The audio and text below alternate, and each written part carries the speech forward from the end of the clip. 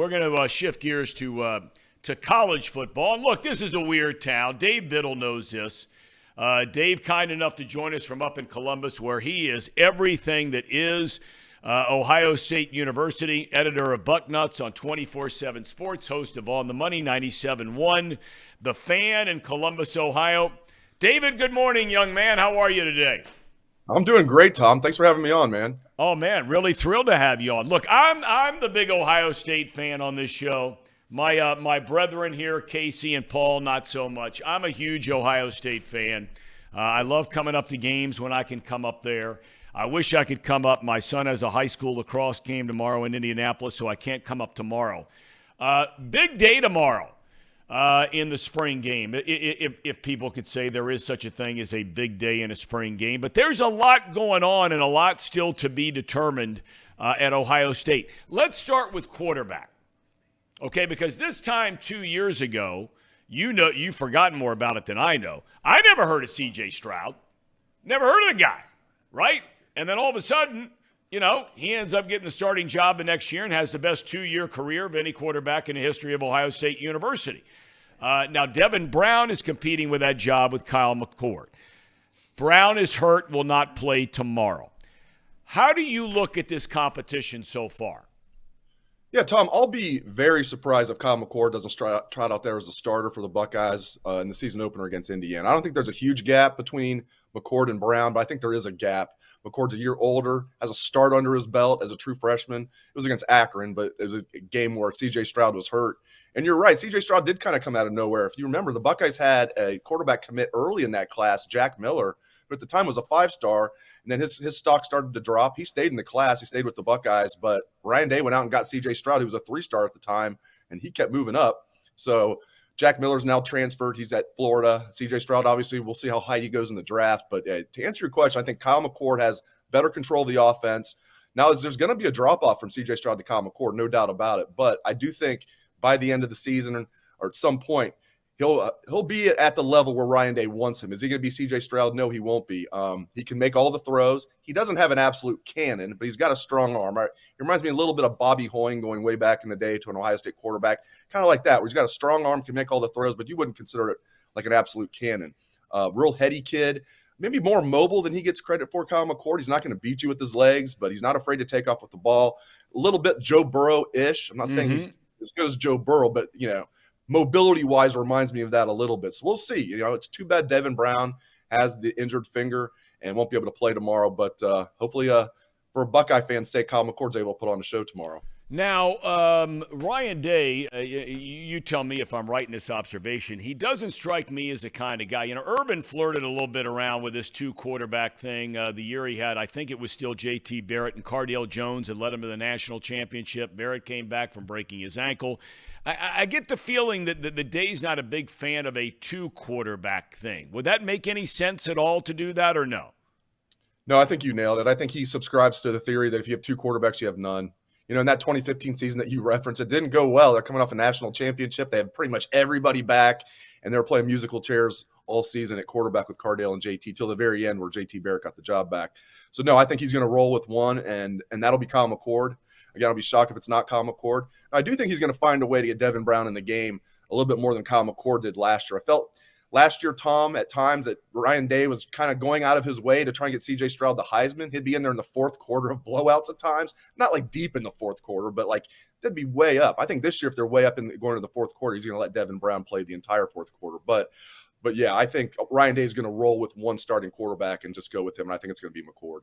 Okay, I mentioned earlier in the show today when we were previewing you coming on, and thanks so much for being with us. Look, they're losing 2 guys. The left tackle, kid from right here in Cincinnati, Paris Johnson Jr., he's going to be a top 15 pick, maybe top 10 pick in the NFL draft. DeJuan Jones, starting right tackle last year, he's going to be maybe a first-rounder, certainly a second-rounder, if not first.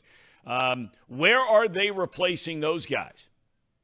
Yeah, it's the biggest story of spring, in my opinion, is the offensive line, because you're losing both of those bookend tackles, as you mentioned. Paris Johnson Jr. could be the first offensive lineman off the board. I think he might be a perfect fit in Chicago. I know that Skronsky, a lot of people have Peter Skronsky maybe going to the Bears at 9, the kid from Northwestern. He's about 6'4" with short arms, though. That's not an NFL left tackle to me. So I could see Paris Johnson Jr. going 9th. DeJuan Jones probably going in the 2nd round. There's been some late first-round buzz with him. I think probably 2nd round. And then Luke Whippler. A lot of mock drafts have Luke Whippler, the center, going in the 2nd round. That was one that kind of surprised me, Tom. I didn't really have that one on my radar. I think he played so well against Georgia. He's like, well, this is the best defensive line in the country, and I just had a great game, so I'm going to go pro as a third-year sophomore. I didn't see that coming from Luke Whippler, but he put on a show at the Combine. So to answer your question, at left tackle, replacing Paris Johnson Jr. will be Josh Fryer. He was the 6th man on the offensive line last year when they went to those jumbo sets, and they put that 6th offensive lineman in there kind of like as a jumbo tight end. That was Josh Fryer going in there. He actually started a game against Indiana. He's a kid from Indiana, so that was pretty cool for him to get a start against Indiana last year. So he's going to slot in there at left tackle. They like him. Obviously, he's not going to be Paris Johnson Jr., but they like Josh Fryer. He's got a couple years of eligibility left. I think he'll be at least solid at left tackle. Right tackle, we'll see.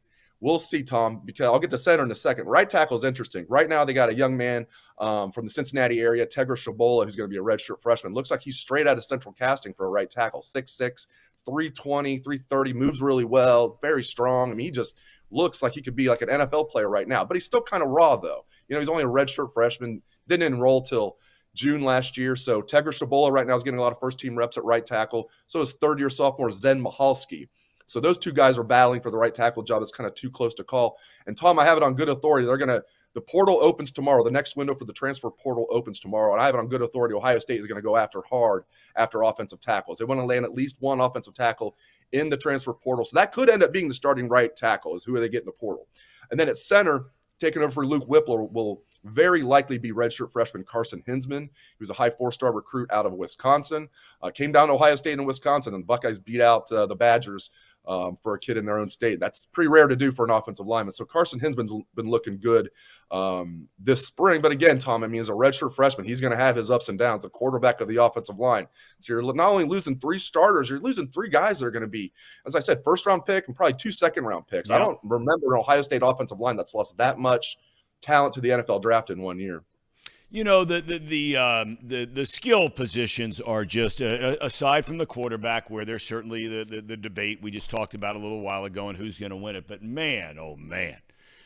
But as we know, you know, skill position players are only as good as the guys that are up front that we've just been talking about here. I mean, you know, the wide receiving core is insane. Again, it's become wide receiver U up there. I don't know if you'd agree with this. And there have been some great ones that have come through, man. But I think Harrison Jr. is the best Ohio State wide receiver that I have seen since Chris Carter. And there have been incredible wide receivers there. But when you talk to people around the league, all the years I was doing in the NFL, and Brian Billick, who coached Carter in Minnesota, he said, man, you can talk about some of the great receivers of all time. Chris Carter's name may not come up, but he belongs right there with any of them. And I think Harrison is right in this mold, if not much more athletic than Carter was.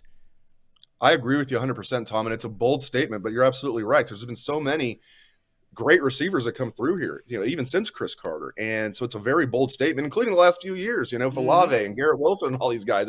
It's crazy. And I agree with you 100%. I mean, Marvin Harrison Jr., he's just special. I mean, he's got like the traits that his father has, but he's 6'4". I mean, it's just crazy. It's like you see him standing next to his dad, the Hall of Famer, and it's like, wow, like he towers over his own father. I mean, Marvin Harrison Sr. is what, 6 foot maybe? Right. But Marvin Harrison Jr., as you know, Tom, I mean, he catches everything. He runs great routes. He's such a matchup problem. Yeah, you have people in the NFL saying, like, they think he's going to be the best wide receiver in the NFL in, like, 5 years, like, better than guys like Jamar Chase. It's like, wait, Justin Jefferson and those guys. It's like, okay, not to put too much on the young man, but he expects that. You know, you talk to the coaches, and they're like, he's not satisfied. Like, his goal is not to get to the NFL. His goal is to be in Canton next to his father. He wants to be a Hall of Famer. That's where he wants to be. So he's driven. And one other thing I find interesting about him, you would think a kid like Marvin Harrison Jr. would have every reason to be cocky as heck, right? Dad's a Hall of Famer. He's a big-time kid. And then he had a huge year last year. He hasn't changed at all, Tom, and it's real. It's like he's an excellent young man. He's a hard worker. And so if he can stay healthy, I mean, he's going to have a huge year this year, no doubt about it. I mean, he had a huge year last year. He's going to have another huge year this year. Ohio State was devastated with injuries in the running backs room last year. Travion Henderson had the phenomenal freshman year. He was the best freshman running back in the country. He was one of the top 5 running backs in the country his first year. Meyer Williams comes on strong last year. Both of them are back this year. Does it look like both of them are both of them playing tomorrow? And if not, are both expected to be ready to go in the fall? Mayan might play tomorrow. He'll be limited, though. He's been healthy this spring, but they've been limiting him since he's entering his 4th year. He's got a lot of wear and tear on the tires. So Mayan will probably play a little bit tomorrow. Travion Henderson will not. He told me he could play in a game right now if they had one, but why risk it? He's coming off that broken bone in his foot that he dealt with all year.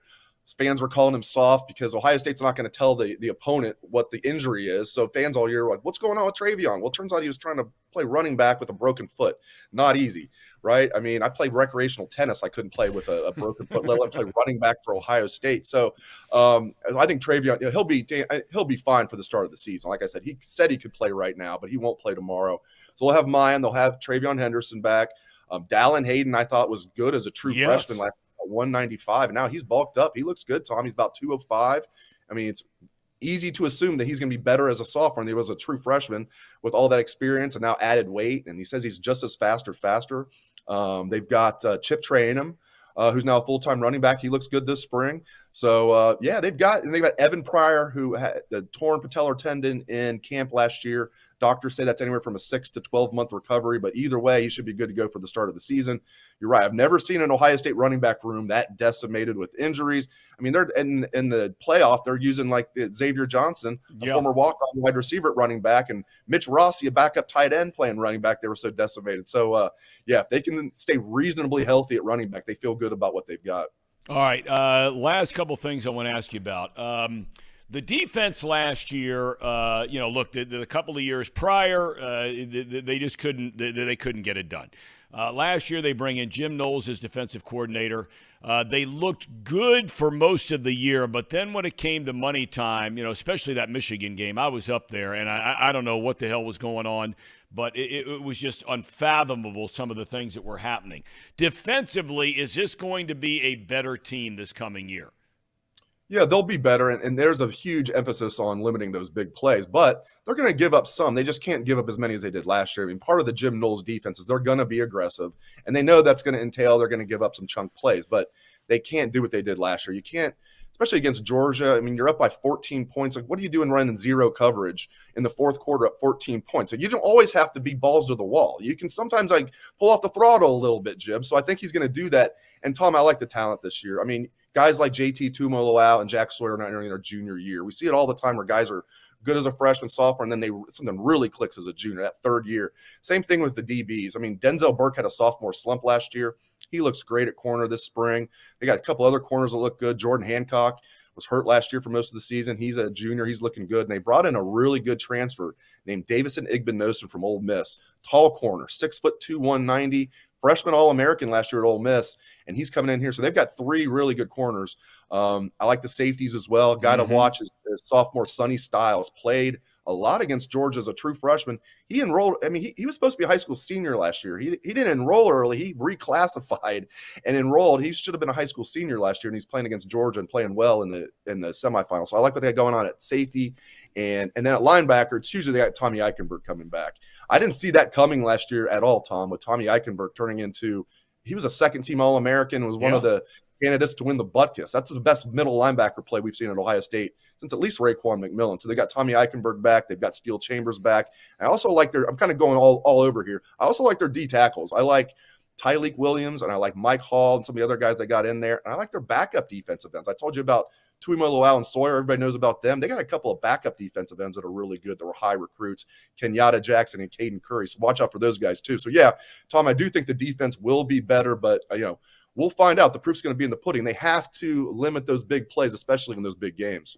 All right, last 2 things I have for you. I hear stories or read about them or whatever it may be, that Ohio State has not firmly grasped, and they're not alone, this whole NIL thing. Is that accurate?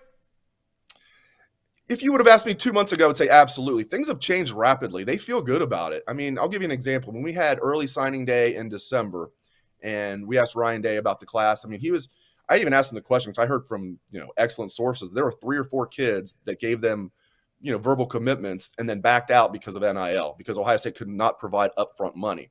They still cannot provide upfront money. Ohio State's not doing that. But what they have done is, as soon as these kids enroll, they're getting NIL deals. So you got these kids that enrolled early, like Carnell Tate, Jelani Thurman, all of them they're doing well this spring. Noah Rogers, all those guys, Jermaine Matthews from Winton Woods in Cincinnati.